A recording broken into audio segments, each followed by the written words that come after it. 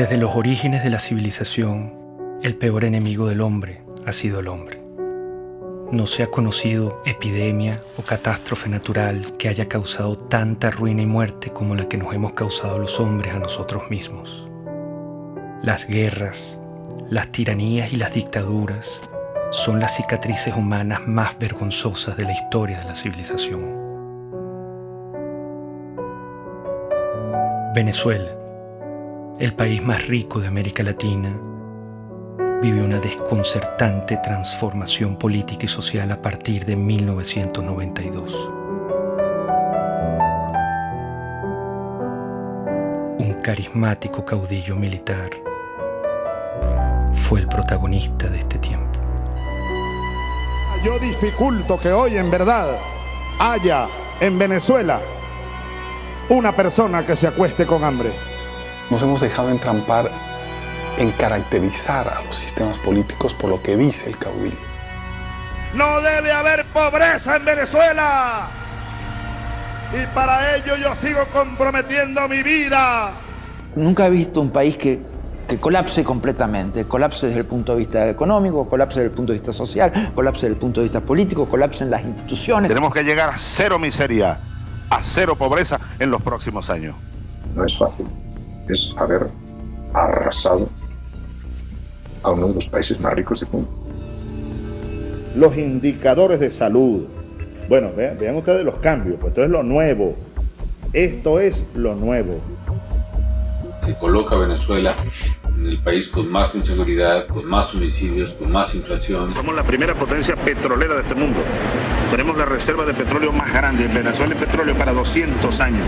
El chavismo yo creo que es una colección fantástica de todos los errores de política económica que se han cometido en la historia. La economía debe ser enfocada con un objetivo central: satisfacer las necesidades de la sociedad, como queramos llamarlo.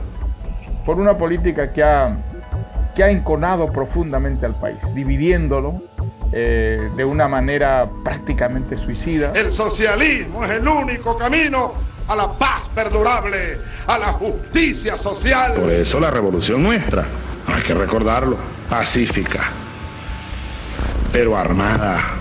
No se equivoquen, burgueses. Mire lo que significó el chavismo para Venezuela. Una verdadera tragedia. Un país que ha perdido su democracia. El que quiera ver una democracia pujante, sólida, madura, venga a Venezuela, venga nada más. Yo creo que él nunca ocultó lo que él quería hacer. Yo creo que Chávez llegó con un proyecto de poder, nunca con un proyecto de país. Fuimos las víctimas de una peste ideológica que nos pisoteó, que incendió la piel de nuestro pueblo, que calcinó y enmudeció a nuestra Venezuela.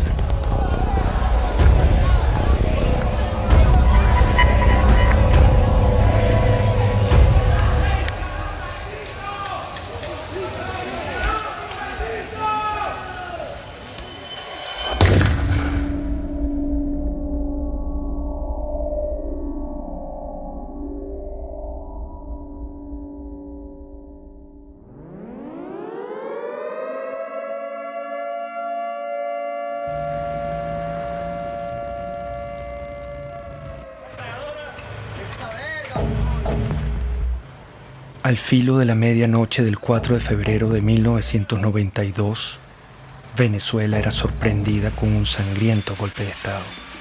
Un grupo de militares intentó asesinar al presidente Carlos Andrés Pérez para hacerse del poder. La ira militar latinoamericana se volvía a pronunciar.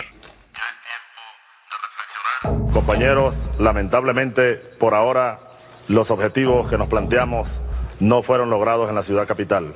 Es decir, nosotros acá en Caracas no logramos controlar el poder. Ese no fue su primer discurso. Su verdadero discurso lo había pronunciado horas antes con una refriega de balas y de tanques. Aquel militar había disparado su delirio de poder sobre la cabeza de Venezuela. Había herido de muerte a la democracia. Bueno, Chávez representó un retroceso para Venezuela. Seguramente la democracia venezolana era imperfecta y necesitaba muchas reformas. Creo que cuando termine esta pesadilla que vive Venezuela, habrá una comprensión cabal del desastre que significó el golpe de Estado. El golpe irrumpe por las ansias personales. Ellos argumentaron que había un problema social y que ellos venían a hacer justicia. Chávez, desde que entró a la Academia Militar, prácticamente planeó la insurgencia, desde que era teniente. Y siendo teniente coronel, que había planificado eso durante por lo menos 15 años, usó su cátedra en la escuela militar para preparar e infiltrar. Eso fue un plan armado durante muchísimos años.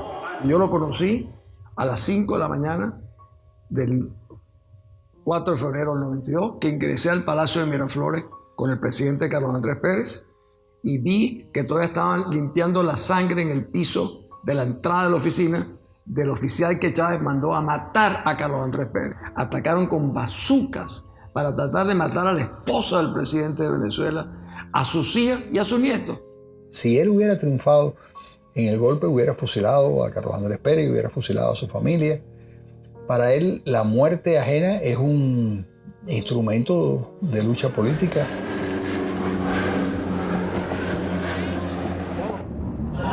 Este es un boletín extraordinario de El Observador. Ustedes pueden observar en este momento cuando uno de los aviones Bronco intenta lanzar cohetes exactamente en este momento está cayendo uno de los cohetes cerca del Palacio. En estos momentos, señores, ustedes pueden observar cómo acaba de caer un cohete cerca del Palacio de Miraflores. Parece que una de las partes del Palacio de Miraflores sí sufrió bastantes daños, uno de los muros. Yo fui días después del 4 de febrero a Miraflores, vi todas las balas en todos lados. Y después me tocó ser ministro durante el 27 de noviembre, donde vi los asesinatos en el Canal 8, el set de crímenes que cometieron también ahí. Era el regreso del golpismo a Venezuela, era el regreso del militarismo, que tanto daño nos han hecho, tanto el golpismo como el militarismo. Hugo Chávez, como tantos otros tiranos, asaltaba la historia dando 2 golpes de Estado. Centenares de venezolanos asesinados, la mayoría de ellos con disparos en la cabeza, marcaban el principio de una era. Lo volaron. Rafael Caldera fue uno de los fundadores de la democracia en Venezuela. Fue presidente y senador vitalicio.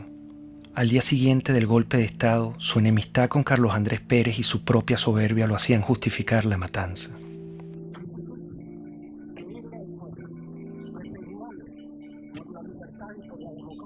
Su ambición de poder le daría un rol protagónico en el ascenso de Hugo Chávez. Irresponsablemente llegó a decir: «Debo confesar que el 4 de febrero Chávez me causó una excelente impresión como se la causó a todo el mundo. Aquellos segundos que usó Chávez en la televisión presentaron un hombre equilibrado, sensato». Lo cierto es que Hugo Chávez acababa de asesinar a centenares de venezolanos.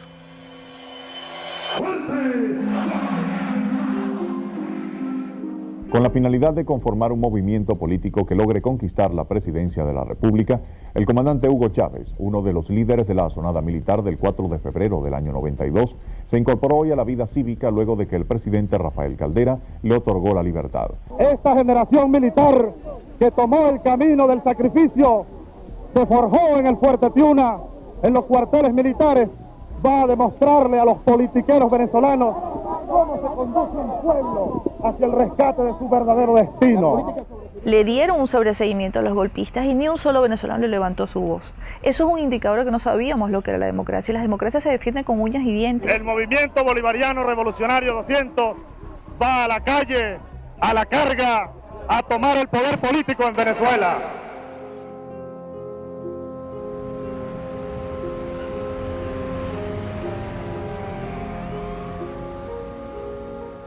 La democracia generó oportunidades, expectativas que implicaban un enorme desafío para las instituciones políticas y económicas y no se dio con la velocidad que estos millones de venezolanos que salían de la pobreza y que emergían en una vibrante clase media quería seguir ascendiendo y aspirando. Hugo Chávez entendió que había un pueblo muy desilusionado, que estaba harto de los políticos de siempre, que estaba harto de las oligarquías de siempre, que estaba harto de las élites de siempre. Puso en el centro de la conversación nacional a un grupo humano muy importante de los venezolanos que habían sido excluidos. El año que viene se ve esto horroroso y gracias a los gobernantes, que es lo que nos han llevado a este extremo. Bueno, yo creo que será más caro todo, porque imagínense cómo está la situación, todo será peor. Venezuela vivía en democracia. Una democracia imperfecta como en cualquier país, pero también con grandes avances en su infraestructura y en su cultura, incluso en el plano económico y político. El problema que sacudía a Venezuela era de otra índole. El problema era moral. Empieza la declinación de la corrupción, el centralismo, la incompetencia, las élites que miraban desde atrás y querían obviamente servirse del gobierno, pero no querían servir en el gobierno. En mi opinión, fueron los empresarios venezolanos, fueron los medios de comunicación venezolanos y fue la cúpula política venezolana la que trajo a Chávez. Había un hartazgo con la clase política, había un hartazgo con los partidos principales, había un hartazgo con la dirigencia. Bueno, yo creo que el año próximo va a ser un poco difícil, puesto que la perspectiva que nos está dando el gobierno es porque vamos a tener que apretarnos más el cinturón de lo que tenemos. Venezuela padeció momentos críticos de corrupción en el pasado. Quedó una tierra fértil para que llegara un Mesías. Chávez logró comunicarse directamente con el pueblo venezolano. Chávez es el hombre que realmente nos va a ayudar a llevar la democracia como tiene que ser. Que es el hombre que estamos esperando para que transforme nuestra patria. Las grandes causas que traen a Chávez son las mismas que en todos estos regímenes. Y es que la democracia, que siempre, en casi todos los casos, tiene una presencia previa. La República del Weimar precede a Hitler, el presidencialismo italiano precede a Mussolini. Sí, hay una presencia, una democracia previa. Esa democracia previa no lleva el liberalismo, el individualismo a todos los rincones del país. La clase política no había entendido que la democracia hay que alimentarla, hay que cultivarla, hay que cuidarla permanentemente. Comenzó a decaer. Esos 40 años de democracia fueron los primeros y los únicos 40 años en los que Venezuela estuvo gobernada por civiles. Un sistema democrático que logró una serie de avances de éxito para la población venezolana, pero en sus últimos años, yo diría en sus últimos 10, 15 años, empezó un debilitamiento. Y un debilitamiento que yo lo puedo identificar cuando empiezan los procesos de reelección presidencial. Eso castró el futuro y la modernización de la democracia al truncar las nuevas generaciones que pudieran ascender a dirigir las distintas organizaciones políticas. La gente se cansó. El chavismo llega, creo que por un desgaste de la clase política, sabiendo que en muchos de nuestros países lo que tuvimos durante muchos años fue el bipartidismo. Lo cual lleva a la gente en muchos países a buscar una solución distinta, un outsider, como decimos esto.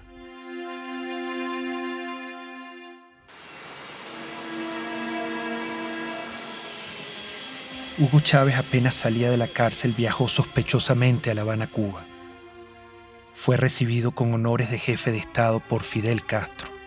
Ahora, nuestro homenajeado de esta noche, el comandante Hugo Chávez. Cuba es un bastión de la dignidad latinoamericana y como tal hay que verla y como tal hay que seguirla y como tal hay que alimentarla. Y lo hizo. Prometió extender la mano al proyecto revolucionario de Castro y usar el petróleo de Venezuela como recurso político de expansión ideológica. Un proyecto estratégico de largo plazo, en el cual los cubanos tienen y tendrían mucho que aportar, mucho que discutir con nosotros. Es un proyecto de un horizonte de 20 a 40 años. Un inmenso abrazo bolivariano para todos ustedes.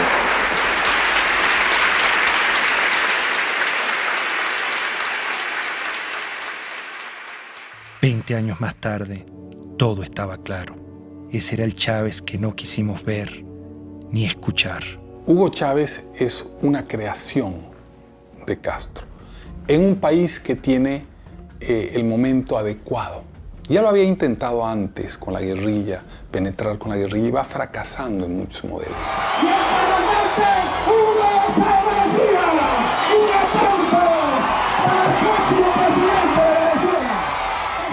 Llegó a Venezuela y se lanzó a la presidencia de la República. Recorría el país en su Volkswagen rojo para mostrar que venía del pueblo. Los venezolanos pronto olvidaron al militar asesino. Con su magnetismo y carisma, engañó intencionalmente al país. ¡Qué grande es el pueblo de Venezuela! Nos hemos dejado entrampar en caracterizar a los sistemas políticos por lo que dice el caudillo y no por los resultados reales.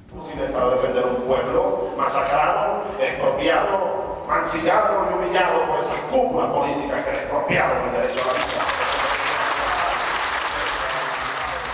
Lo que hubo es una retórica que ilusionó a mucha gente en favor de los pobres, en favor de la igualdad. El populismo de Chávez es embelezador, sabe enamorar a la ciudadanía. Cuando Chávez se vuelve candidato presidencial, bueno, entonces él dice que él es un tipo muy moderado, que él no es socialista, que él no es comunista, que él no va a cerrar ningún medio de comunicación. Yo no soy socialista, no, yo creo que ya el mundo de hoy, la América Latina que viene, requiere un salto adelante. ¿Para usted Cuba es una dictadura o no es una dictadura? Sí, es una dictadura. Lo que Chávez proponía no era una cosa militar, él proponía una cosa democrática, un modelo basado en la tercera vía de Blair. Aquí hay un modelo de transición de 5 líneas. Yo te la dejo y espero pues las críticas y los aportes. Esa no es la tercera vía, esa es la vía venezolana. Pero la referencia de tercera vía es porque estamos buscando una economía humanista y un sistema político que sea democrático verdaderamente, que atienda al ser humano, Granier, que sea humanista, decimos. El presidente Carlos Andrés Pérez, a quien Chávez paradójicamente intentó asesinar en su golpe de Estado, advirtió la calamidad que se avecinaba. ¿Cuál es la tragedia que usted avisora si gana Chávez? Bueno, una dictadura. Y nosotros sabemos lo que es una dictadura.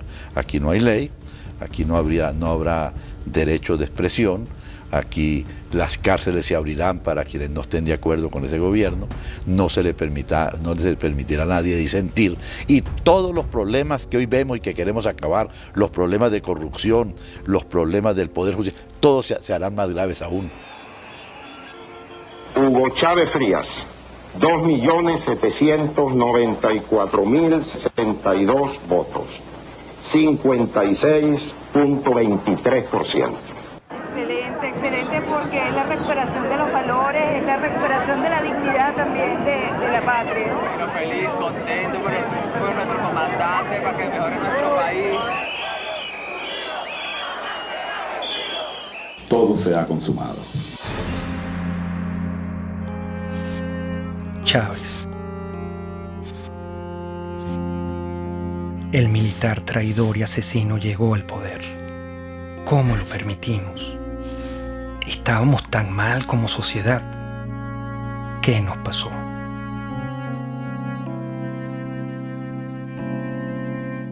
Cuando yo conocí a Hugo Chávez, yo le dije, te advierto una cosa, lejos de ser tú la solución, tú eres la encarnación del problema de Venezuela. El hecho de que tú seas presidente es la demostración más clara de que este país fracasó. Yo no creía que pudiera tener éxito. Lo que oía del propósito, el propio juramento de la Constitución, me parecía de un adanismo esencialista muy peligroso. Te lo juro sobre esta moribunda Constitución, impulsaré las transformaciones democráticas necesarias para que la República Nueva tenga una carta magna adecuada a los nuevos tiempos, lo juro. Yo he sido siempre reformista. Entonces, todos los liquidacionistas me parecen que son ahistóricos, que van en contra de la historia, que crean lo que Malraux decía, revoluciones que son un día de fuego y 50 años de humo. Chávez se encuentra con una nación rota, malherida y rabiosa, presa fácil para un caudillo populista. Yo creo que Chávez era un personaje muy simple, cuando yo lo conocí. Simple en sus planteamientos políticos, que no tenía claros. Quería un cambio en Venezuela, pero no sabía exactamente muy bien hacia dónde. Chávez, el líder o el payaso o el cómico o el político, saca de la tumba a ese Drácula que causó tantas millones de muertes y tanta pérdida de valor en el siglo pasado, y lo desentierra y lo pone a caminar precisamente en nuestra América Latina y destroza Venezuela. En México se dice que no hay pillo que no sea simpático, y yo creo que Chávez es una perfecta descripción de eso. Por lo menos era muy simpático. No quiero abundar en la parte del pillo. Siempre lo que quiero y mis palabras es la ley.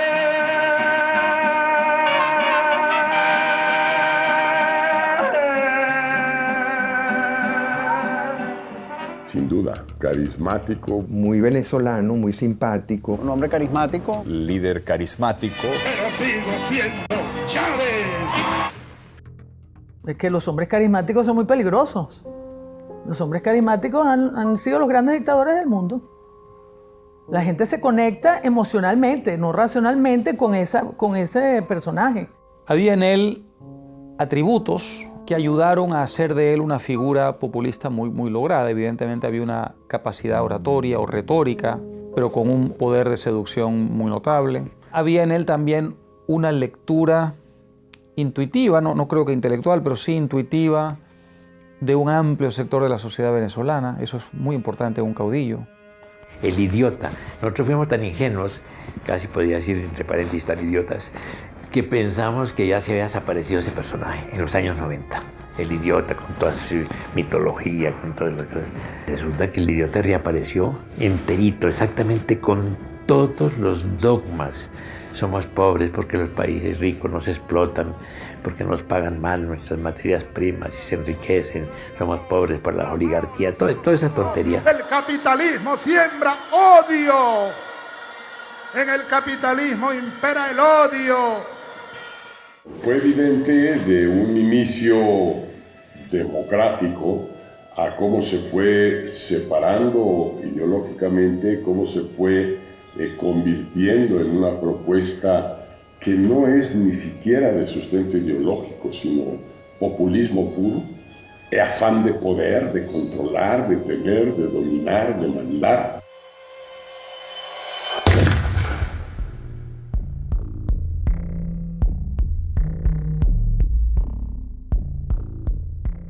Menos mal que surgió en su momento y a tiempo la Revolución China.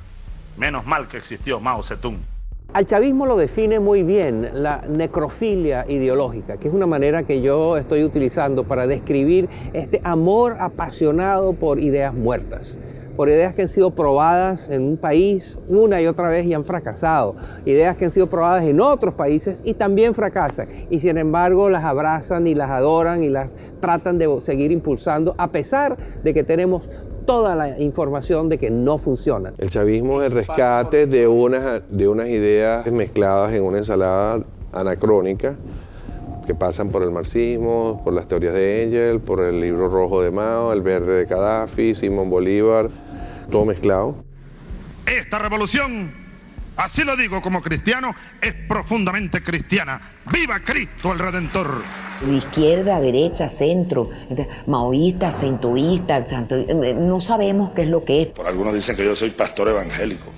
Palero, santero, católico, cristiano. Marxista no soy porque no me formé en el marxismo. Es una nueva forma de caudillismo militar. Y también soy marxista. Es muy confuso en su formulación porque es capaz de mezclar una figura como la de Bolívar con un pensamiento de fondo aparentemente marxista. Es tremendamente confuso, es una nueva forma de populismo. El hombre desde siempre había sido un comunista. Entendía qué es lo que tenía que decir o no decir en cada momento para que, digamos, su mensaje calara en una mayoría de turnos. Venezuela tiene un gran potencial siderúrgico y debe ocupar cada día más mejores puestos a nivel mundial, a nivel americano. Cuando ya empezó a tener, digamos, la sartén agarrada por el mango, entonces se quitó todas las caretas y mostró su verdadera faz. Y si insisten, le quitamos los camiones y los convertimos en transporte de alimentos, chicos. Se lo damos a los consejos comunales. Y Mendoza que vaya a hacer no sé qué, lo que le dé la gana, a denunciarme en la OEA, en la Corte Celestial, donde le dé la gana. Se fue apartando claramente de los principios más elementales de lo que es un gobierno democrático. La legalidad fue desapareciendo poco a poco, reemplazada por el poder omnímodo, ¿no es cierto?, de la voluntad del caudillo. Sin una visión clara o conocida, Chávez estaba decidido a transformar a Venezuela a su imagen y semejanza. Comenzaría por la Constitución. El Estado está caotizado, esa es una realidad. Para transformar el Estado necesitamos urgentemente una Asamblea Nacional Constituyente, no hay otra alternativa. Con la Constituyente del 99, Chávez empezó a mostrar su talante autoritario y personalista. El mismo militar que había dado 2 golpes asesinando a centenares de venezolanos, se empeñó ahora en aniquilar la única república civil y democrática que habíamos tenido los venezolanos. No vayan, compatriotas, ustedes a cometer el error que cometieron los que habitaron esta casa durante 40 años. Y ya no les pertenece. Eso hay que recordarlo. Esta casa, desde hoy, es la sede de la Asamblea Nacional Constituyente. Como un pésimo augurio de lo que iba a venir, el mismo día de la votación ocurrió la catástrofe natural que hoy recordamos como la tragedia de Vargas. Si la naturaleza se opone, lucharemos contra ella y la haremos que nos obedezca.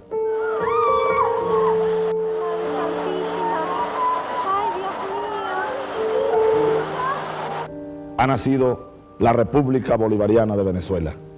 Quiso Dios hoy que una tragedia enlutara a la nación venezolana precisamente en el día de su renacimiento. Qué cosas, ¿no?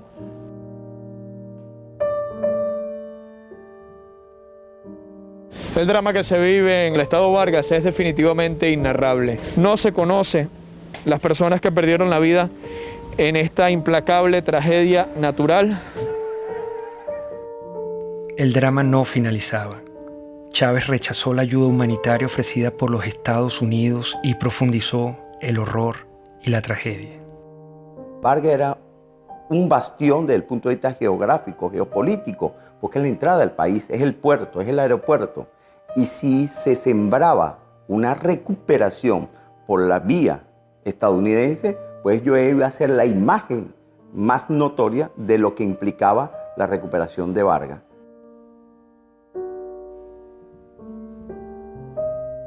Realmente Fidel Castro influyó totalmente en las decisiones que tomó Chávez con respecto al deslave. Chávez no podía concebir en ningún caso nada que contradijera lo que ya se encaminaba del proyecto con Fidel. Con la tragedia de Vargas, Chávez mostró su desprecio por el venezolano y su único interés, el poder. Renombraría a Venezuela, reescribiría la historia, cambiaría la hora y la forma del escudo nacional y le impondría una nueva estrella a la bandera. Todo era una nube ideológica. Su mentor lo guiaba. Castro es la persona determinante en la revolución de Chávez. Castro vio que Chávez le daba al castrismo y a Cuba la gran oportunidad soñada. Es decir, lo que no logró el castrismo mandando a Che Guevara a invadir y a conquistar militarmente Venezuela, la idea histórica que siempre ha tenido el castrismo de que Venezuela debía ser un territorio dominado por el castrismo, en todo caso como fuente de suministro de petróleo, y fundamentalmente como punto de expansión para sus políticas en América, Sergio Chávez. Un líder joven lleno de vida, al quien le quedan por delante grandes tareas que realizar, hasta la victoria siempre. Y ahí Fidel lo agarra, lo seduce y le vende la idea del socialismo y de lo que él había aprendido de los soviéticos, que era la construcción de un Estado autoritario, totalitario, basado en las premisas de la Unión Soviética. ¡Viva el comunismo! ¡Здравствует коммунизм! ¡Patria o muerte! ¡Родина или смерть! ¡Мы победим!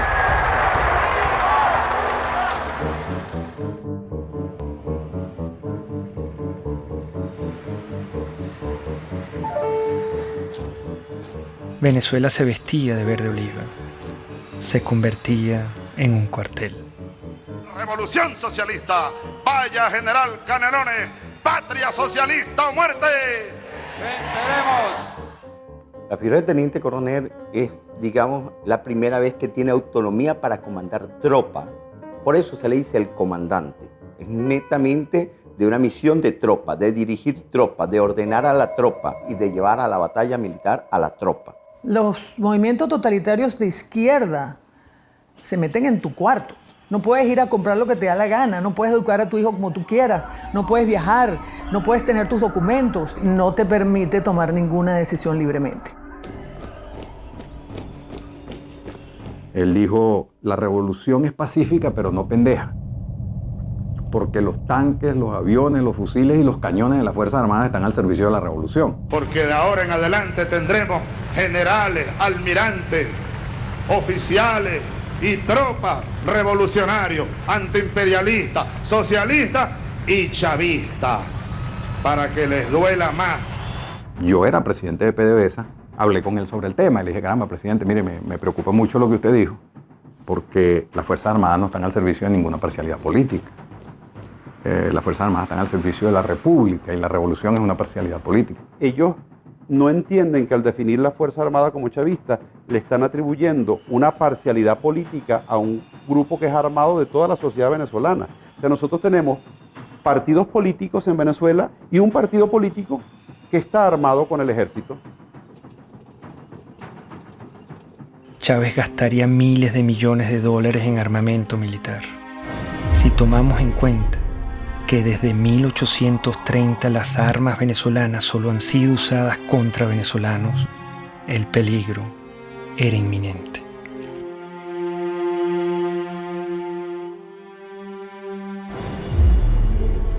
El precio del petróleo, cerca de $100 el barril. Desde nuestro punto de vista es un precio justo. Ya a los 7 meses, 8 meses de Chávez, el petróleo sube y ese es el gran factor que utiliza él para poder irradiar su revolución. Un barril de petróleo que pasa de $8 a $150 y que permitió entonces comprar todas las complicidades dentro y fuera del país. Estos irresponsables, porque fueron unas personas sin ningún control, empezaron a utilizar ese dinero para adquirir poder político internacional y poder político nacional, lograron una combinación en la cual de una u otra manera tenían al pueblo contento. Con la subida de los precios del petróleo, la primera institución comprada o más bien secuestrada sería el sistema electoral, acción encubierta y determinante para consolidar su poder. Nosotros, todos los rectores del Consejo Nacional Electoral, estamos constitucionalmente en la obligación de defender a la institución. La primera jugada maestra fue en el sistema electoral. Pusieron al frente del Consejo Electoral a Jorge Rodríguez, un psiquiatra experto en manipulación de masas y en manipulación de la verdad. A partir de entonces, nunca más en Venezuela hubo una elección libre y transparente como se conoce en las democracias del mundo entero. Un gobierno que llegó al poder también por las urnas, con elecciones, y luego también siguió celebrando algunas elecciones, se hizo reelegir, pero donde evidentemente existía un control y una concentración de poder muy fuerte. Chávez y el chavismo y todo el poder cubano ya desde el principio empiezan a construir el fraude. Consejo Nacional Electoral de Venezuela niega la posibilidad de realizar un reconteo de votos. La presidenta del organismo, Tibisay Lucena, anunció que escrutar las papeletas sería regresar al sistema electoral manual del pasado. Primero reclamamos que Tibisay Lucena vaya presa porque hizo fraude. El fraude fue genial. La forma como lo armaron fue genial. Y la razón por la que era imposible detectar era porque el fraude no fue hecho generalizado, sino puntual. Cada mesa tenía una forma de hacer el fraude en esa mesa. Uno no puede esperar nada de un régimen que lo controla todo y poner tus esperanzas en lo electoral.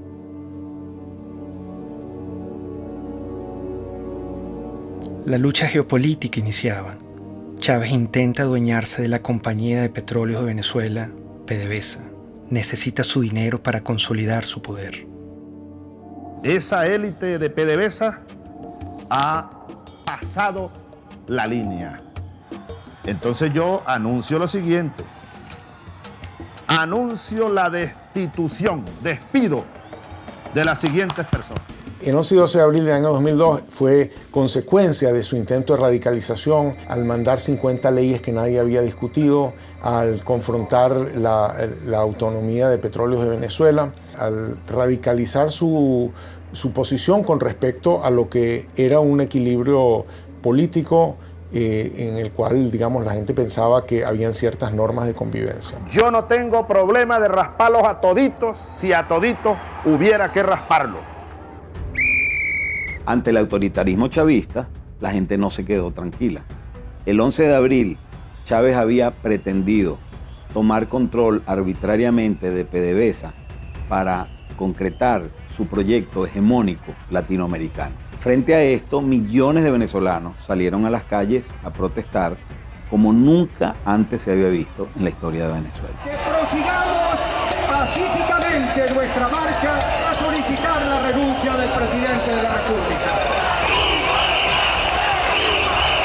El canal 2 se llama, como todos sabemos, Radio Caracas Televisión. El canal 4 se llama Venevisión. Y el canal 10 se llama Televen. Esos tres canales están en este momento fuera del aire. ¿Hasta cuándo? No sé.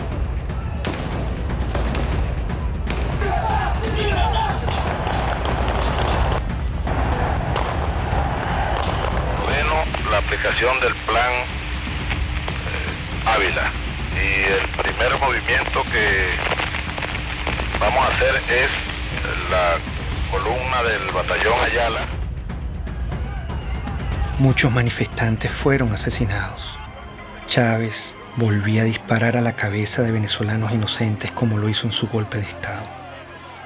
Hay que responsabilizar como ejecutor a Rodríguez Chacín. Hay que, como autor intelectual y jefe de esa banda de delincuentes, al propio Chávez, al propio presidente de la República. Esto es una acción contra el sentimiento más noble del venezolano. ¿Usted pudiera decir que la acción de los francotiradores estaba bajo conocimiento del presidente? Absolutamente seguro que estaba bajo conocimiento, que fue ordenada. Estamos frente a un asesino, con toda la extensión de la palabra. Una persona enferma, un paranoico, enfermo de poder, que cree estar poseído de una tarea histórica, destruyendo y matando venezolanos.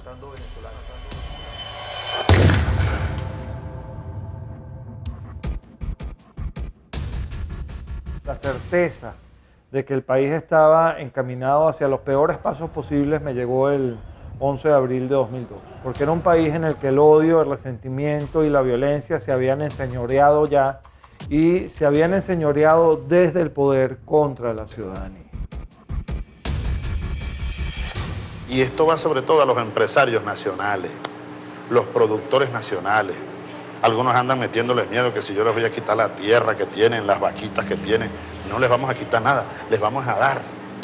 En Venezuela murió el productor agropecuario Franklin Brito, quien se encontraba en huelga de hambre por defender sus tierras en el estado de Bolívar. En todo momento el Estado venezolano utilizó todo el poder del gobierno para torturar a mi papá, para mantenerlo preso en un hospital militar. Mi papá ya iba a cumplir 9 meses en un hospital militar contra su voluntad. Chávez inicia un circo de expropiaciones y asaltos a la propiedad privada. En aquella casita que está allá vivió Bolívar recién casado. Esa casita que se ve ahí con 2 balcones. Y ahí lo que están en unos negocios, exprópiese. Él expropia y no produce y además quiebra a los que están produciendo. Si tratan de parar la producción, les expropio todas las plantas de procesamiento de arroz. Se las expropio, no tengo problema. No crean que les voy a pagar con dinero contante insonante. Si Chávez sobrevolaba en helicóptero una zona agrícola y Chávez se asomaba a la ventana y decía, ¿de quién son esas tierras que están ahí? Están bien buenas esas tierras. Bueno, al día siguiente esas tierras estaban expropiadas. Entonces ahora yo les digo, yo estoy interesado en comprar y vamos a nacionalizar el Banco de Venezuela. Empieza a hacerse el estado de la banca, de seguros, de industrias, sobre todo industrias de alimentos. Las va destruyendo y deja al pueblo de Venezuela sin comida, con el cuento de que el empresario es un hereje, que no tiene virtudes. O sea, vuelve a un discurso muy, muy antiguo, maniqueo, de buenos y malos. Que están explotando a la clase media sobre todo, porque ellos, los privados, casi no construyen viviendas para el pueblo. No, ellos siempre hacen es viviendas de alto costo para la clase media y la exprimen a la clase media, la exprimen. Cuando yo veo que Hugo Chávez Frías dice que comenzaría el proceso de expropiación, ya lo habían hecho con algunas empresas, y que había que atacar la empresa privada, y dije, ay, ¿qué es esto? Cambió el rumbo totalmente, pero el Hugo Chávez del 2000, del 98, ese no era el Hugo Chávez Frías, y ahí están todos millones de venezolanos, creímos en una esperanza. Esa esperanza se sepultó porque yo lo viví en carne propia. El daño económico que se le ha causado a la sociedad venezolana, que podría ser hoy día uno de los países más prósperos del mundo, después de haber tenido el boom de los precios del petróleo. Y sin embargo es un país que está arruinado, con un crecimiento negativo gigantesco, con desabastecimiento, con pobreza, con angustia, con desesperanza. Frente al atropello, una mujer lo encaró. Por favor. ¿Cómo puede usted hablar de que respeta al sector privado en Venezuela cuando se ha dedicado a expropiar, que es robar? Este es el momento de darle respuestas al país, a las más de 180.000 madres y mujeres que en estos 13 años han perdido a sus hijos, a sus esposos, a sus padres, y a los cuales no se les ha hecho justicia. Esto es lo que yo hablé desde el fondo de mi alma, del corazón, del estómago. Yo estaba hablando por eso, por las más de 100.000 mujeres que han perdido un ser querido y que nunca le han ni siquiera pedido perdón o dado el pésame, de las amas de casa que ya se peleaban por un litro de leche. Es lo peor que ha pasado porque antes uno no estaba así. Uno tiene que hacer cola para comprar pañales, para comprar leche, para comprar comida. Uno aguanta hambre, pero como uno le dice a un bebé que no puede comer, todo se va en comida.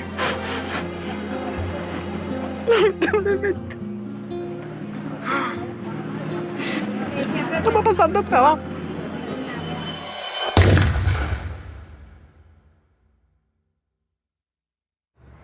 Esta gente todo lo que ha hecho es irracional.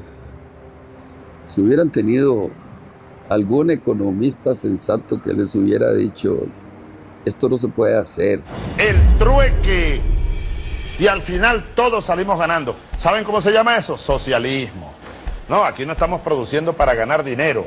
El chavismo yo creo que es una colección fantástica de todos los errores de política económica que se han cometido en la historia. En los libros de texto están llenos de cosas que el mundo ya ha aprendido a no hacer. Pues el chavismo las ha hecho todas. Venezuela tiene el peor desempeño económico del mundo. En este momento no hay país que tenga una caída del producto más grande que la de Venezuela, no hay un país que tenga la inflación más grande que la de Venezuela, no hay un país que tenga la escasez más grande que la de Venezuela. Bueno, la situación económica no está bien. Nosotros vendíamos pollo, pernil, hervido, todo eso. Esto funcionaba bien. De repente, todo se fue para abajo. La situación del país está terrible, lo que provoca es llorar. Todos roban, todos. Todo es una corrupción total.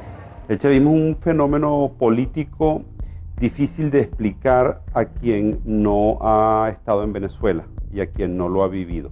Y exacerbó al límite nunca imaginable uno de los grandes males de nuestra historia, que es la corrupción administrativa. Y entonces los que uno vio que llegaron aquí, como decía Chávez, con las patas en el suelo, hoy son grandes potentados, grandes millonarios. El único camino a la justicia es el socialismo, no es el capitalismo, no es ese canibalismo que se quiere implementar en el Estado. Ministro, ¿no es contradictorio hablar de capitalismo cuando usted tiene una corbata de Louis Vuitton, unos zapatos Gucci? Yo no sé claro que no es contradictorio, porque yo quisiera que Venezuela produjera todo eso y entonces yo comprar todo lo que se produzca aquí y no tener que importar el 95% de los rubros que consumimos. Hicieron un negocio como jamás se ha visto. Pues. Nosotros hemos presenciado el gran saqueo que se le ha hecho a Venezuela, que probablemente en ningún país del mundo haya habido un saqueo tan a fondo y tan organizado como este que hubo en nuestro país. Es mentira que hubo una lucha contra la corrupción, todo lo contrario, este ha sido el gobierno más corrupto que existió en la historia de Venezuela, aprovechándose del histórico barril del petróleo que llegó a superar los $100 varios años. Tanto gasto desproporcionado y lujo se apoyaría con el crimen organizado. En entrevista exclusiva con NTN 24, Emily Blasco, corresponsal del diario ABC en Washington, aseguró que el hijo del fallecido presidente Hugo Chávez utilizó aviones de la petrolera estatal PDVSA para transportar droga hacia el extranjero. En el libro ilícito lo que yo simplemente documento es que no hay nada nuevo con respecto al crimen, excepto que llegó el siglo XXI y le añadió la posibilidad de tener grandes carteles criminales que operan internacionalmente y que trafican con todo tipo de ilícitos, de gente, de drogas, de armas, de dinero y de política. El chavismo es un proceso por el cual el lumpen, los sectores delincuenciales de una sociedad, se apoderan del poder. No son los intelectuales que uno soñaba en el marxismo-leninismo que se apoderaban del poder. Son los sectores más delincuenciales de la sociedad. Y por eso son tan audaces, por eso pueden ser tan crueles. Y por eso tienen un hambre de poder que no respetan amigos, que no respetan a quienes los han apoyado. Que yo voy a gobernar con los mejores, con los más capacitados. No tengo compromisos partidistas, ni personales, ni particulares con nadie. Chávez lo que hizo fue, para preservar el poder, crear varias bandas de pandillas. Y estas pandillas tienen distintos jefes. Y eso explica la estratificación, eso explica por qué Venezuela se convirtió en un narcoestado, cómo Venezuela se convirtió en un sistema cleptocrático. Cuando la gente me dice este es un estado fallido, yo digo es un narcoestado criminal fallido. El ministro de Interior, Justicia y Paz, Miguel Rodríguez Torres, indicó que las maletas contenían 1,3 toneladas de droga, una de las incautaciones más grandes que se han hecho en Francia. De acuerdo con Rodríguez, un total de 22 venezolanos han sido detenidos, de ellos 8 son militares. Este régimen, que con las dos manos, la izquierda y la derecha, robaba, destruía, también tenía geopolíticamente dos manos. La mano petrolera, la mano negra, la mano fuerte, y la mano blanca de la cocaína que venía de Colombia y se redistribuía de Venezuela. Conforme va debilitándose la mano negra, la mano petrolera, pues hay más necesidad de la mano blanca. En México se discute y se debate si al Chapo Guzmán lo extraditan a Estados Unidos. En Venezuela el Chapo Guzmán sería ministro. A través de este medio de comunicación, Lindsay Salazar, quien es uno de los hombres importantes de la seguridad que tuvo Diosdado Cabello, denunció que el presidente de la Asamblea Venezolana sería el líder del Cartel de los Soles, una banda de narcotráfico internacional que tendría entre sus miembros a varios militares venezolanos. Diosdado Cabello es oriundo también del estado donde yo nací también. Era un muchacho muy humilde del pueblo del Furreal, pero la ambición desmedida de este señor se convirtió a tal magnitud que con el Pollo Carvajal, general narcotraficante vinculado al Cartel del Sol, que hacía lo que le ordenaba Diosdado Cabello, impulsaron y protegieron el narcotráfico en Venezuela. Es una cosa terrible lo que voy a decir, pero esto ha funcionado más como una banda delincuencial que como un sistema político. Por eso es tan difícil explicárselo a la gente de fuera. Venezuela se convirtió en un narcoestado.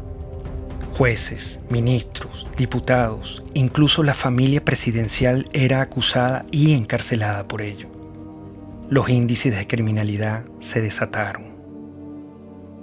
El peor problema que hoy tenemos en Venezuela, incluso con la escasez y la inflación que hay, yo estoy convencido que es la inseguridad. Es la inseguridad que es la consecuencia del 98% de impunidad. Una impunidad que protege a las bandas organizadas, una impunidad que protege a aquellos que tienen granadas, que tienen fusiles, que andan en vehículos blindados. Estamos presos y con temor.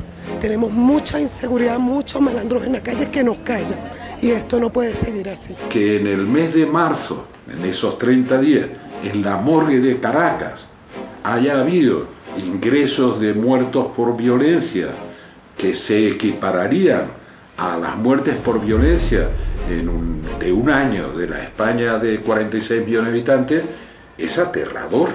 Y el ritmo sigue aumentando. El peor legado de Hugo Chávez son los cientos de miles de muertos que han hecho no solamente que familias enteras se enluten, sino que millones de personas dejen Venezuela. La gran parte de la inmigración venezolana no es una inmigración económica como la que empezamos a ver ahora. La gran parte de la inmigración venezolana es una inmigración presa del pánico de vivir en una sociedad absolutamente enfrentada y donde se mata por odio. Ante la absoluta impunidad, el pueblo tomó aterradoramente la justicia con sus manos.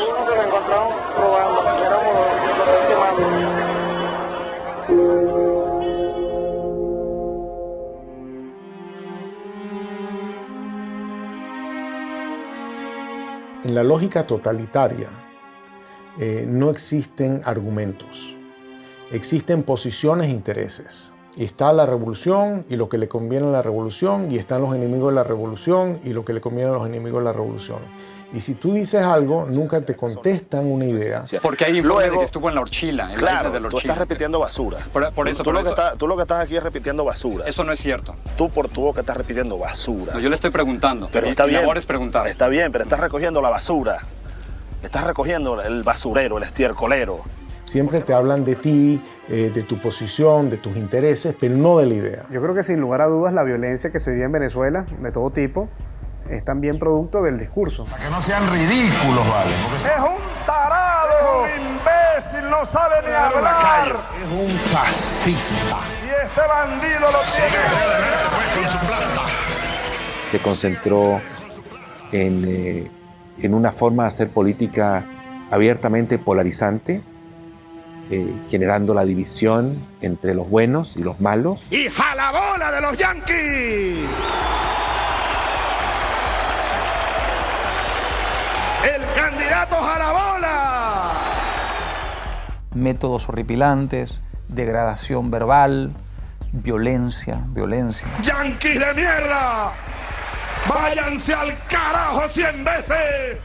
Cuando tú ves que te nombran escuálido en televisión nacional, le insultan a las personas que piensan diferente, indudablemente está coaccionando a las Fuerzas Armadas a sentirlo como enemigo.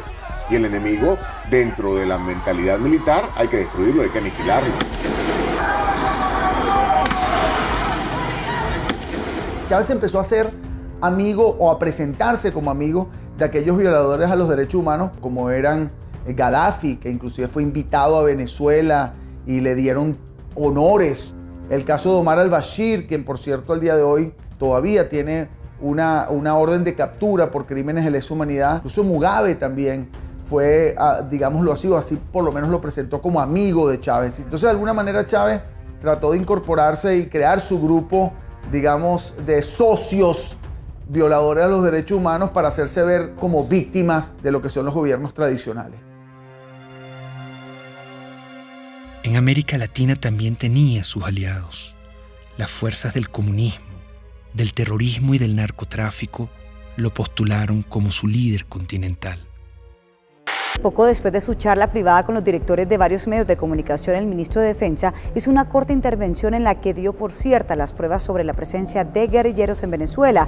Lo que dice Manuel Marulanda a Chávez en uno de los párrafos que reza así es lo siguiente: nosotros, es decir las FARC, siempre estaremos atentos en caso de agresión gringa a aportar con nuestros modestos conocimientos en defensa de la revolución bolivariana de Venezuela. La FARC y el ELN no son ningunos cuerpos terroristas, son ejércitos que ocupan un espacio. Hay que darle reconocimiento a las Fuerzas Armadas Revolucionarias de Colombia y al Ejército de Liberación Nacional.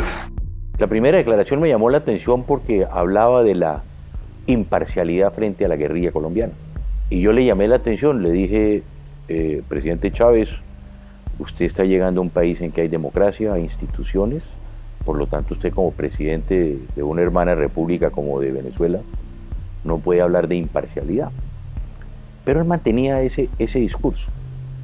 A veces cuando yo hablaba con mi canciller y hablábamos con otros presidentes, creíamos que era un poco, esa es la inexperiencia de Chávez, y yo creo que todo estaba absolutamente calculado. La milicia popular va a tener su vehículo, su armamento, sus cuarteles de milicia y su organización. Ustedes son una fuerza guerrillera, pues, para decirlo más claro. La milicia, yo podría decir que es un partido armado, que es un cuerpo que crece y se desarrolla casi al mismo volumen de las Fuerzas Armadas orgánicas. Y hay otra cosa muy delicada, que son los colectivos, organizaciones armadas. Todo es el poder, para mantenerse en el poder. Vemos entonces milicias o colectivos armados disparando contra personas. Vemos agresiones ya no solo de disparando civiles contra personas, sino de cuerpos o agentes del Estado que trabajan y han sido estructurados para trabajar en favor de la revolución.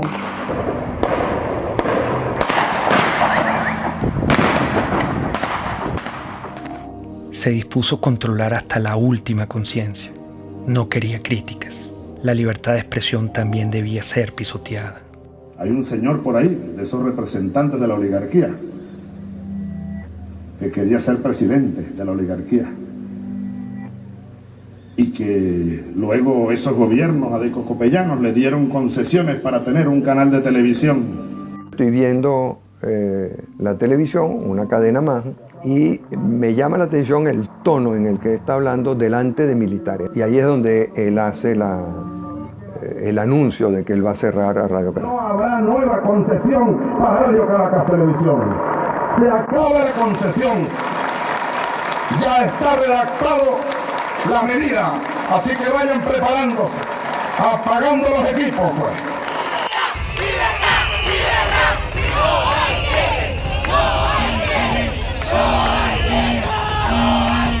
La idea no es el cierre de los canales de comunicación, es más apertura, la fuerza de las ideas y el apoyo a la democracia del pluralismo. Pero no nos van a cerrar la conciencia y nos van a cerrar el corazón. El presidente Hugo Chávez ratificó que este domingo a medianoche sacará del aire a la cadena Radio Caracas Televisión, una medida criticada internacionalmente como un acto de censura. La única forma en que la concesión no termine es que el domingo 27 a medianoche Hugo Chávez no sea presidente de Venezuela. En el fondo era querer controlar los medios de comunicación, que eso fue lo que lo llevó a diseñar esta cosa de la hegemonía comunicacional y ir cerrando la libertad de expresión hasta que queda un pequeño espacio.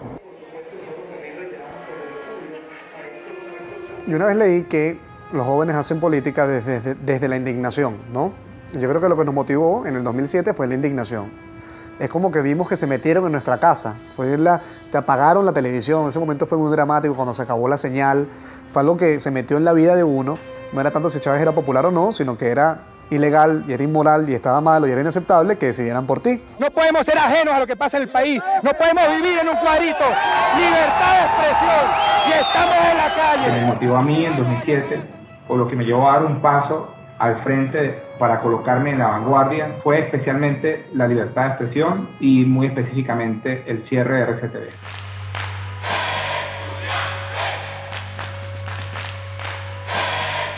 El movimiento estudiantil del año 2007 es el hecho social más importante de los últimos 50 años. Esto es un movimiento que surge en defensa de la libertad, de la dignidad, de los derechos humanos. Y lo que ellos están diciéndole al país y a Chávez, en cierta forma, es: no, señor, tú eres mi pasado. No me gusta este presente y voy a pelear por un mejor futuro.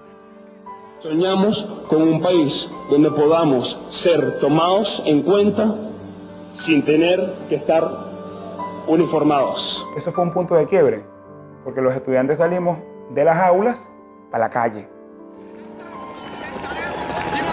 Estar en la calle si fuera necesario, pero el pueblo tiene que salir, pero el pueblo tiene que acompañarnos, pero la gente en esos barrios de Caracas, oprimida, pobres y sin posibilidades, tienen que salir a pelear por su futuro. Somos unos jóvenes que apenas con 21, 22, 20 años de edad salimos con nuestras manos blancas de manera creativa, irreverente, con mucho espíritu desafiante en las calles, pero siempre de manera no violenta. Y le demostramos al mundo, y hoy lo podemos ver en perspectiva, que la reserva más importante que tiene Venezuela era la reserva moral de los estudiantes. Ese movimiento estudiantil logró generar pasión, esperanza, energía, fe en la gente que sí se podía. Pese al surgimiento del movimiento estudiantil, Chávez siguió su proyecto hegemónico. Decidió transformar la Constitución para poder eternizarse en el poder y convertir a Venezuela en un comunismo a la cubana. Hugo Chávez en el año 2007 lanzó una reforma constitucional que no planteaba sino la destrucción del Estado liberal venezolano. Aceptamos el reto electoral, organizar a millones de venezolanos, defender esos votos y ganar. La única forma que ese día, que la noche del 2 de diciembre, no estuviéramos dispuestos a respetar, a hacer respetar la voluntad popular, era que nos mataran. Por eso el gobierno se echó para atrás y no se robó la elección del 2007. La opción del no, 4.504.354 con un 50.70%.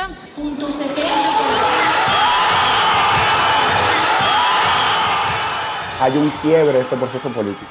El presidente Chávez lo obligan a reconocer la victoria del movimiento estudiantil y de Venezuela y cataloga esa victoria como una victoria de mierda. Es una victoria de mierda. Y la nuestra, llámenla derrota, llámenla, pero es de coraje, es de valor, es de dignidad.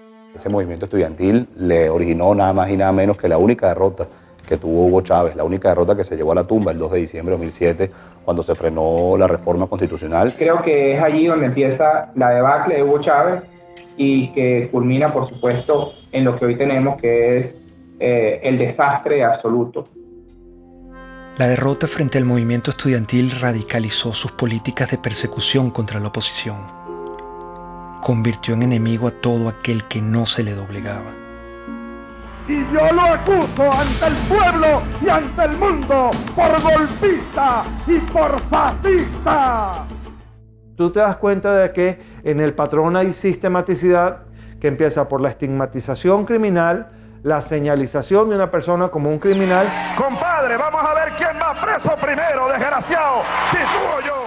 Hasta su eventual encarcelación, su persecución y su neutralización a través del uso del sistema judicial. Tenemos el caso emblemático de María Lourdes Afiuni, una persona que por ser juez y por cumplir con sus funciones fue individualizada como enemigo expresamente por el presidente Hugo Chávez Frías. Entonces habrá que meterle pena máxima a esta jueza y a los que hagan eso, 30 años de prisión.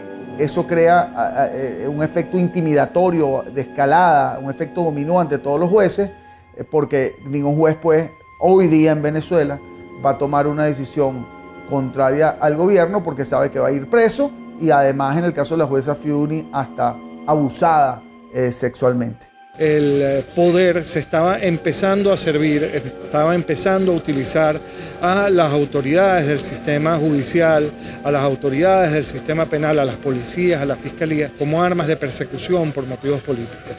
Fechas en las que se han producido cerca de 4.000 detenciones, arrestos o privaciones arbitrarias de la libertad de fundamentalmente jóvenes por protestar contra el poder. Ese pobre muchacho no estaba haciendo nada. Ha pasado con los médicos, los farmacéutas,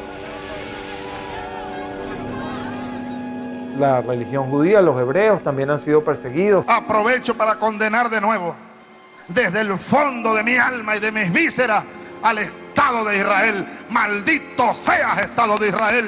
La Iglesia Católica. Si quiere, hágalo, señor cardenal, para que usted termine. Se siguen reuniendo. Preso.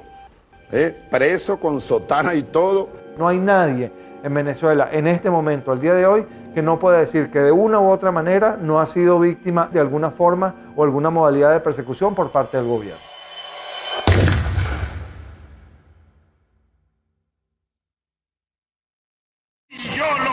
discurso de contrarrevolucionario y hay que barrerlo del mapa político venezolano. A mí me acusaban de todo lo que le acusaban. Pueden acusar a una persona contra el gobierno, conspiración, asociación para delinquir, terrorismo, financiamiento al terrorismo. Tú estás allí simple y llanamente porque piensas diferente. Simple porque te conviertes en una amenaza. Y al convertirte en una amenaza eres su enemigo. Y al convertirse en su enemigo te tienen que aniquilar, bien sea moralmente o hasta físicamente. Esta lucha, hermanas y hermanos, es por todo el pueblo de Venezuela, que hoy está sufriendo cola, está sufriendo escasez. Los jóvenes no tienen empleo, no tienen futuro por un modelo equivocado. Leopoldo es un servidor público que ama lo que hace, que es servir a la gente. Hoy está encerrado precisamente por eso, porque es bueno. Este gobierno lo que ha hecho es perseguir y dividir a los buenos. Persiguen lo que funciona, dañan lo que funciona, lo que es el verdadero venezolano. Primera autoridad civil es Antonio Ledesma en Caracas. Y se presenten 120 y tantos hombres que el modo como se llevan a Antonio Ledesma es para hacer una película. El ejercicio del terror como mecanismo de poder. ¿Por qué está Leopoldo López preso? ¿Por qué está preso Antonio Ledesma? ¿Por qué? Porque el mensaje que transmite la revolución es muy claro. El líder político que ordene una movilización de calle, no importa lo que sea, va preso. Que la comunidad internacional se pronuncia diciendo que eso es inconstitucional, que viola los derechos humanos. Está bien, ¿cuál es el problema? Esa es parte de la receta de Fidel. Si te tienes que quedar aislado, te quedas aislado. ¿Cuál es el problema? Doy la orden de una vez, señor ministro de Defensa, ministro de Interior y los jefes de la policía. Me le echan gas del bueno y me lo meten preso.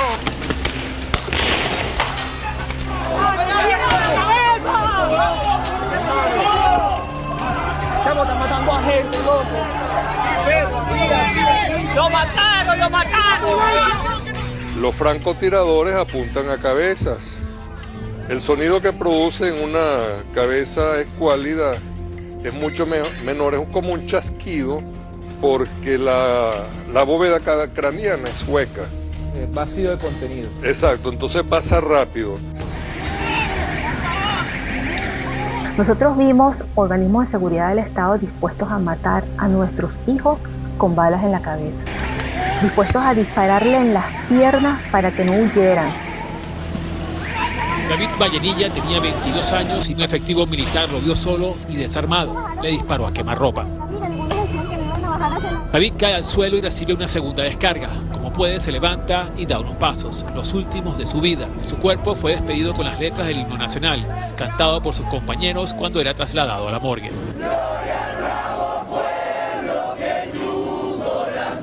Es la segunda muerte de un manifestante que es asesinado por militares delante de cámaras de televisión en menos de una semana.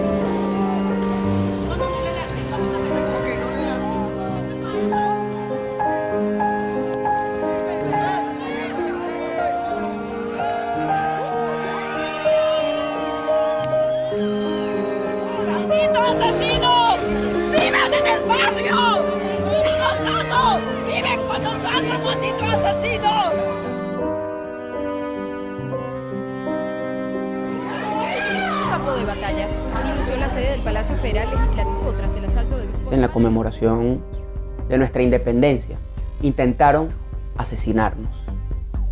Intentaron acabar con la vida de parlamentarios electos por el voto popular. Unos golpes no son nada en comparación a los casi 100 jóvenes que han asesinado esta dictadura en Venezuela. Nosotros los diputados, si exigimos sacrificio, debemos estar dispuestos al sacrificio. Sí, los golpes nos duelen, pero no es más allá del dolor que sentimos cada vez que vemos que se nos deshace el país. La tortura ha sido en Venezuela sistemática porque Hugo Chávez hizo un guión con sus organismos de seguridad del Estado que todos siguieron los mismos funcionarios, los mismos métodos para lograr lo mismo, que es el control social, para castigar al disidente, para causarle más daño. No solamente estás preso, sino que además te torturo. Y bueno, los nuevos métodos de tortura, que son las torturas blancas, ¿no? Que se implementan en la llamada tumba.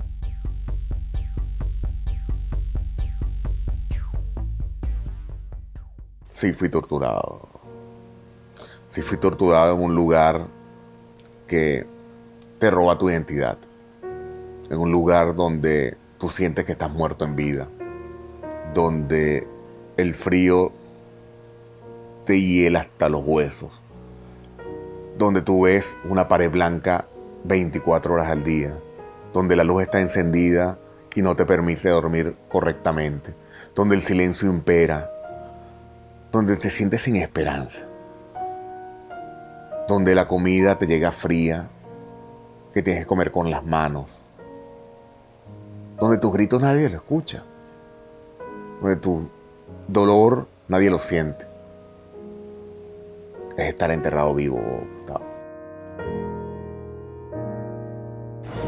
Independientemente de los precios del petróleo, el gobierno garantiza al pueblo venezolano todos los recursos necesarios para lo que resta del año y continuar impulsando el desarrollo integral, el desarrollo económico. Terminado ese superciclo de precios, se acabó el socialismo del siglo XXI. Es decir, esa ilusión de que la gente puede vivir de unos buenos burócratas y que esos buenos burócratas, repartiendo eficazmente los panes entre la sociedad, nos iban a hacer felices a todos. Pónganme el precio del petróleo, pónganmelo a cero y Venezuela no entra en crisis. Pónganmelo a cero. El precio de los commodities vino abajo y el petróleo caro y el gas caro dejó de ser el gran padrino de las dictaduras de izquierda de América Latina. La crueldad daba para más. Privaban de alimento y medicina a la población para someterla y controlarla. El chavismo es como para ellos. Si fuera para uno, todos tuviéramos comida. Yo le apuesto que esa gente toda tiene comida en su casa, porque estamos pasando hambre. Hay demasiada escasez de comida. Para mantenerse en el poder, el elemento táctico es la pobreza como instrumento de dominación política. O sea, mientras tú te mantengas en un estado de pobreza, te domino. Yo te convierto en una persona sin recursos, pero con esperanza. Todos los días nos engañan. El pollo para nosotros. ¿Cuándo compramos? El martes tenemos hambre. El pueblo tiene hambre. El primer problema para los más desfavorecidos es saber si, estando desde las 5 de la mañana en una cola, van a encontrar algo. Por tanto, es alimentación básica, medicamentos inmediatamente necesarios para la enfermedad de cualquier familiar. Es fuerte, pues es fuerte. Sobre todo eso lo de la comida. A veces me toca salir por ahí, en casa, pido un plato de comida para mi hijo. A veces, muchas veces mío se te encuentra sin comer. A veces para medianoche, mamá mía, no tengo nada que darle. Que es una política sin la menor duda dirigida a reducir a una parte de la población a una situación de crisis humanitaria extraordinaria, que es el tema de la falta de alimentos, medicinas, equipos, etcétera, que podemos analizar. Largas colas y humillación marcaban al pueblo para que pudiera acceder a migajas de comida. Estamos cansados, chamo, de hacer cola, estamos cansados de esta mariquera todos los días. Los viejos, los jóvenes, mira, los bebés en pijama, ¿qué es esa vaina? En Venezuela se han importado alimentos para alimentar a 3 países del tamaño de nuestro país. A la canciller Rodríguez, que es una mentirosa, que le damos comida a 3 naciones. Si no hay comida para Venezuela, ¿cómo le vamos a dar a 3 naciones? Si un venezolano va a una farmacia hoy, 90% de escasez en medicamentos para la atención, 99% de escasez para medicamentos neurológicos para el Parkinson y las convulsiones, 70% de escasez en analgésicos y antipiréticos, 80% de escasez en antibióticos. Yo como médico jamás he visto una biopsia que diga usted tiene cáncer de derecha, usted tiene cáncer de izquierda. Son enfermedades a las cuales hay que darle atención, a las cuales el Estado está en obligación de atender y hoy lamentablemente no lo está haciendo, no está sucediendo. El problema de la salud venezolana no fue de plata, plata hubo. Se robaron todos los dólares y la gente se muere porque no hay medicinas y se muere porque no hay comida. ¿Dónde está eso? Se lo robaron. Es la impotencia de ver cómo la gente a mi alrededor se está muriendo por hambre, por falta de medicina, por oxígeno en un hospital. 18 años que un régimen, porque esto no lo puedo llamar yo gobierno, destrozó el país. Se olvidó del pueblo y se olvidó que ese pueblo los puso en el poder y se olvidó que ese pueblo tiene necesidades.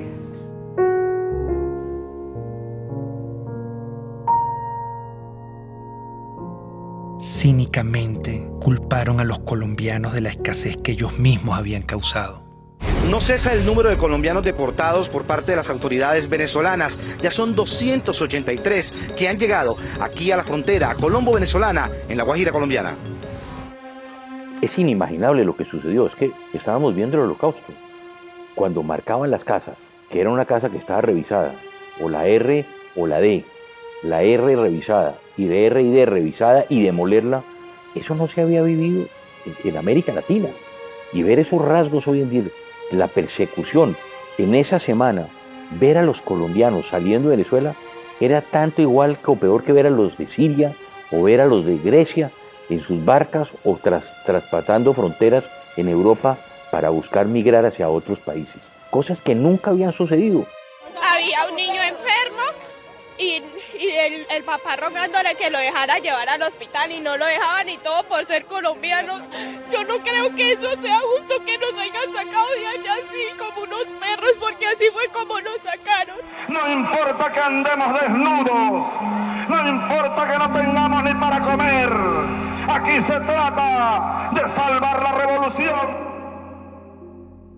Las reformas que introdujo el comandante Chávez retrocedieron a Venezuela gradualmente hacia una dictadura en la que la libertad sufrió un terrible menoscabo.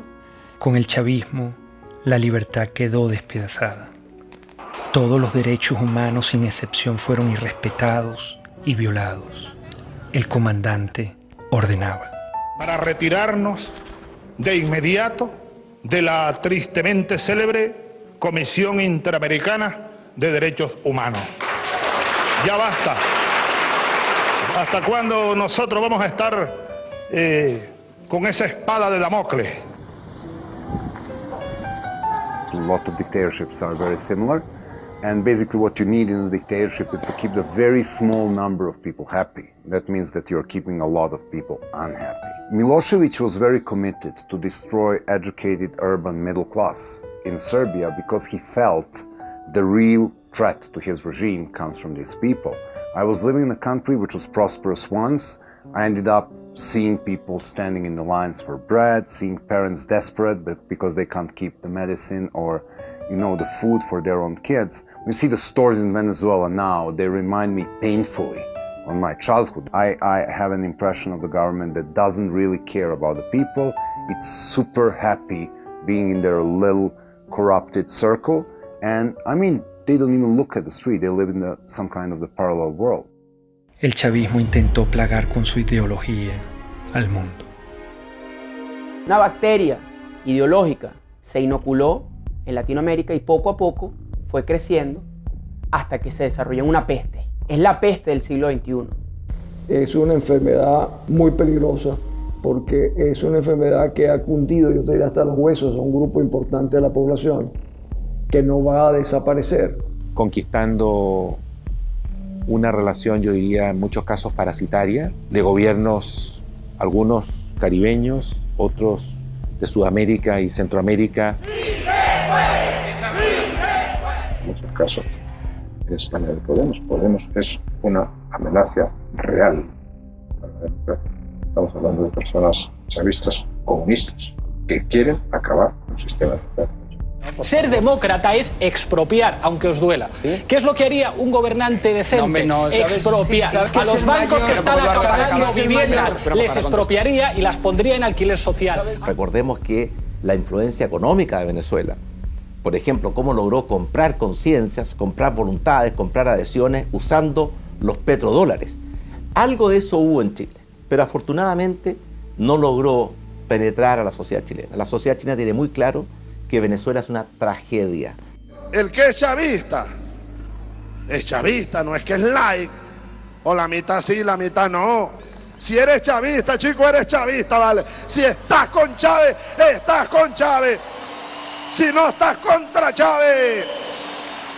El chavismo se ve a sí mismo como la consagración de la salvación de Venezuela, como la segunda independencia. El chavismo se percibe así. Llegó, llegó y es para siempre. Chávez ya no soy yo. Chávez es un pueblo. Chávez somos millones. Tú también eres Chávez, mujer venezolana. Tú también eres Chávez, joven venezolano. Tú también eres Chávez, niño venezolano. Tú también eres Chávez, soldado venezolano. El caudillo es igual al partido, es igual al país, es igual a la historia, es igual al futuro. Entonces, él constituye las instituciones, la historia, la moral. Y en ese proceso de concentrar todo, es un tipo que no da ningún beneficio al país. La pregunta es cómo es posible que un país tan rico como Venezuela haya caído en la situación que ha caído como consecuencia del chavismo. Pero también la pregunta podría ser muchas otras. ¿Cómo es posible que la Alemania, que era la gran nación avanzada en la literatura, en las ciencias, en la cultura, en la música, cayera en manos de una banda criminal que llevó al mundo a una guerra terrible y fue autora de un genocidio, los nazis, espantoso? Chávez empezó a convertirse en un traidor a la identidad venezolana. Empezó a cubanizar a Venezuela y empezó a introducir conceptos políticos que no forman parte de nuestra cultura. Yo creo que ese fue el gran error de Hugo Chávez. Creo que en la cima del poder se perdió y en la cima del poder adquirió unas ideas completamente desvinculadas con la sociedad. Comenzó, por tanto, y de inmediato, otra serie de estudios especiales que confirmaron la existencia de un tumor abscesado con presencia de células cancerígenas. Hugo Chávez pidió al pueblo venezolano respaldar al actual vicepresidente Nicolás Maduro en caso de una ausencia total que lleve a la nación a convocar unas nuevas elecciones presidenciales. El mandatario aseguró que Maduro es el hombre que puede continuar con el llamado socialismo del siglo XXI. Si algo ocurriera, repito, que me inhabilitara de alguna manera, mi opinión firme, plena como la luna llena, irrevocable, absoluta, total, ustedes elijan a Nicolás Maduro como presidente de la República Bolivariana de Venezuela. Yo se los pido desde mi corazón. Nicolás Maduro. Su único atributo conocido fue que era su guardaespaldas, su chofer, su compañero más cercano e íntimo. Maduro, ¿quién es? Es un don nadie, no hay la pasión por Venezuela, solo tiene una encomienda del moribundo que le dijo: no me le aflojes a la revolución bolivariana. Me visitan las mariposas. Debe ser que me reconocen como un mariposón. Multiplicarnos, así como Cristo multiplicó los peces. Portugal y Venezuela, estamos en el mismo continente. Se ve que la influencia de los cubanos fue determinante. Maduro es el hombre formado por los cubanos, Maduro es el hombre cercano a los cubanos, y convencieron a Chávez, o Chávez se convenció de que ese era el sucesor y por eso lo nombraron. No pudieron nombrar a otro más competente, nombraron a alguien no tan competente por su cercanía con los cubanos. Recibimos la información más dura y trágica que podamos transmitir a nuestro pueblo. A las 4:25 de la tarde de hoy, 5 de marzo, ha fallecido el comandante presidente Hugo Chávez Frías.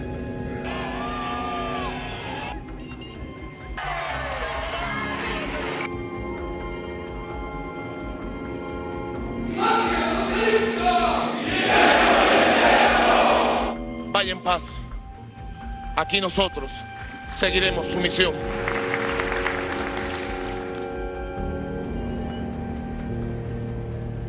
¿Qué legado dejó?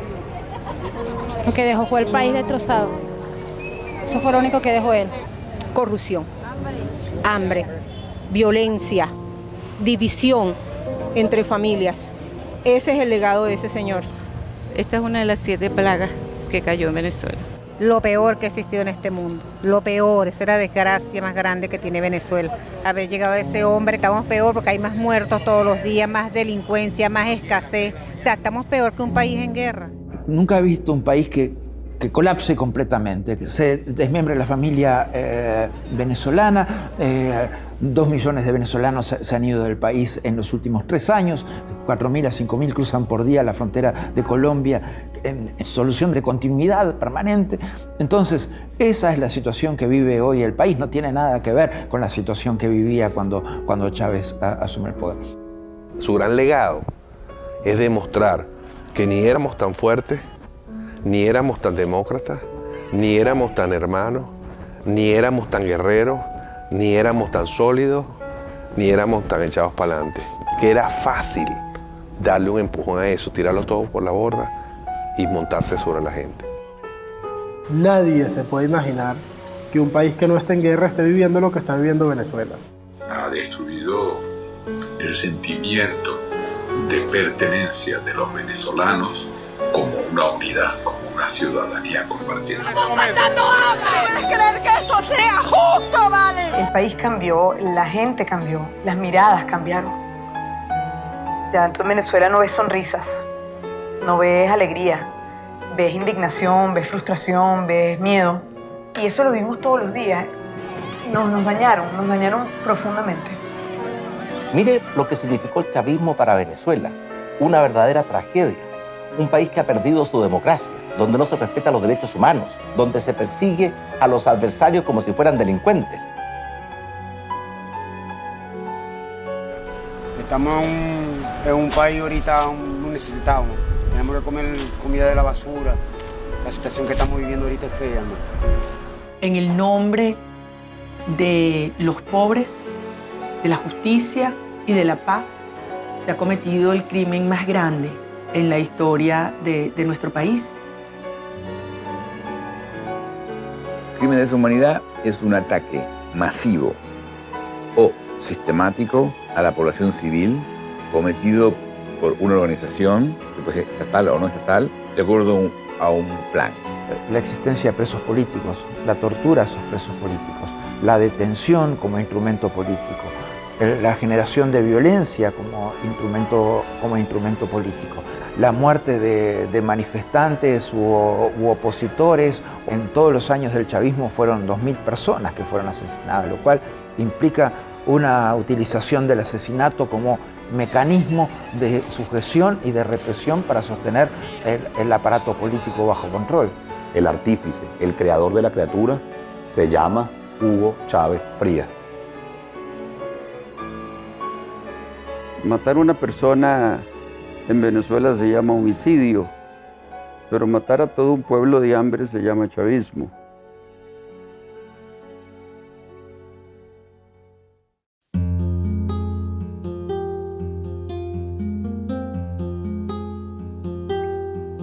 La única forma de inmunidad que existe contra la peste chavista es la conciencia.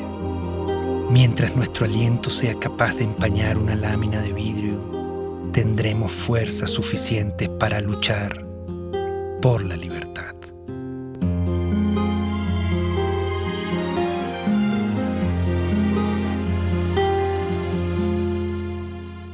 El pensamiento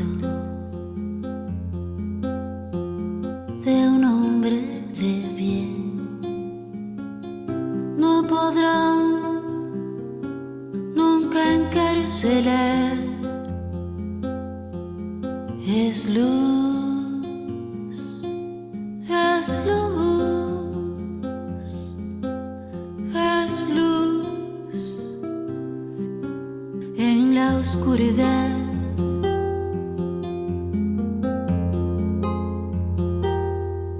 Dijo el poeta. supe ser que el destino es la libertad. Bala en el pecho, balas por detrás, bala en la frente, balas al andar, pero nuestro destino es la libertad, la libertad.